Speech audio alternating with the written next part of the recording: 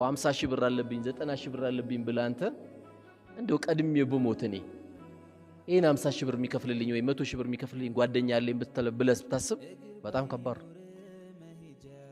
በጣም ከባድ ጀናዛዬ ከመታጠቡ በፊት ይሄን ብር የሚከፍልልኝ አለ የምትለው ሰው ካለ ማሻአላህ አንተ ጥሩ ጓደኛ አለ።